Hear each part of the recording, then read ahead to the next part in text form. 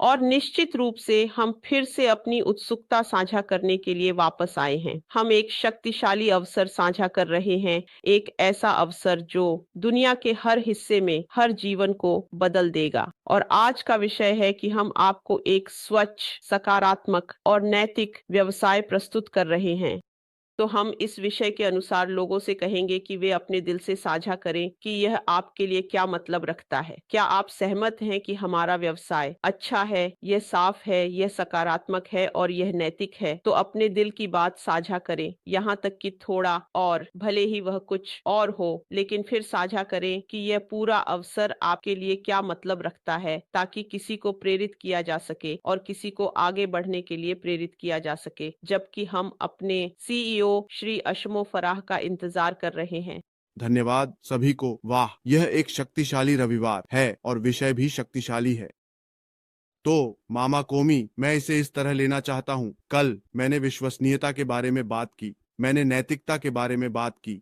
आज मैं हमें उस विशेषताओं के बारे में बताना चाहता हूँ जिसे हम एक स्वच्छ व्यवसाय कहते हैं। जिस पहले बिंदु के बारे में मैं बात करना चाहता हूँ वह है विश्वसनीयता। अगर हम देखें कि हमारे सीईओ श्री अशमो फराह हमारे लिए क्या कर रहे हैं, वह जो भी कार्य निर्धारित करते हैं उसे वह वादे के अनुसार पूरा करते हैं।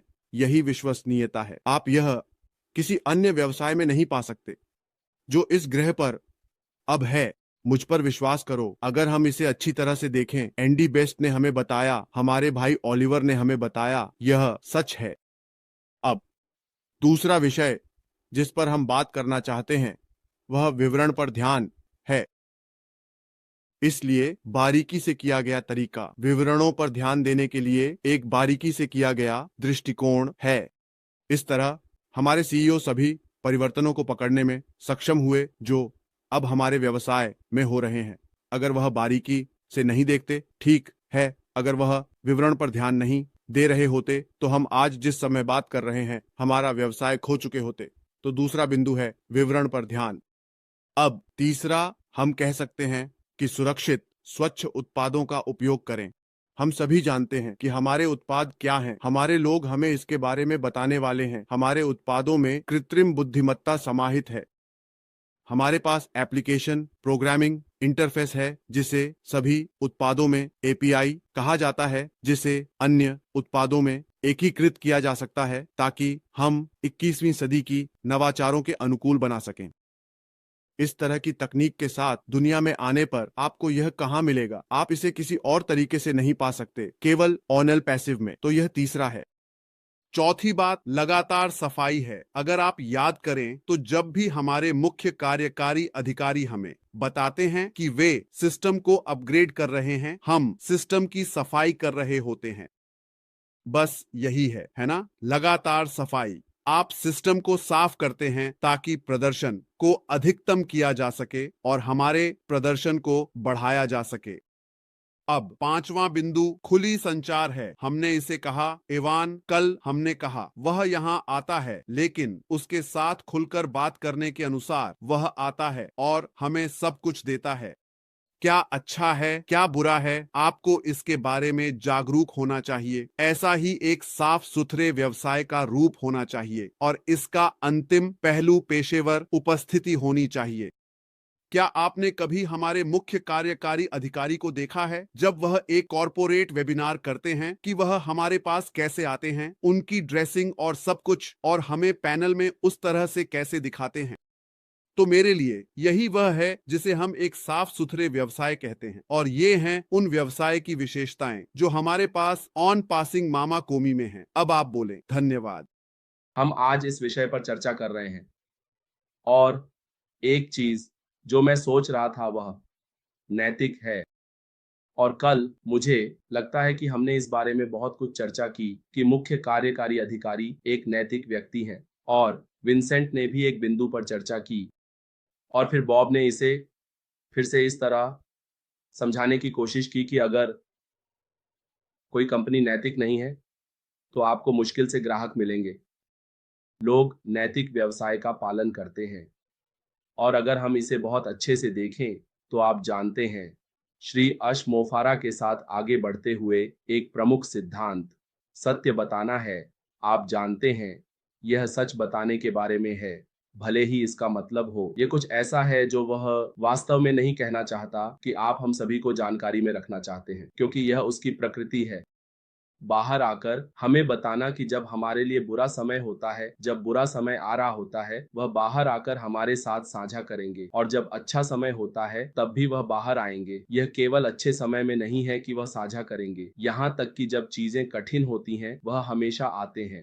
यह दिखाता है कि श्री अश मोफारा नैतिक हैं। पहले आइए इसे देखते हैं। हम जानते हैं कि उन्होंने यह व्यवसाय किस कारण से बनाया, मानवता के कारण। यह उनके बारे में नहीं है, यह मानवता के बारे में है।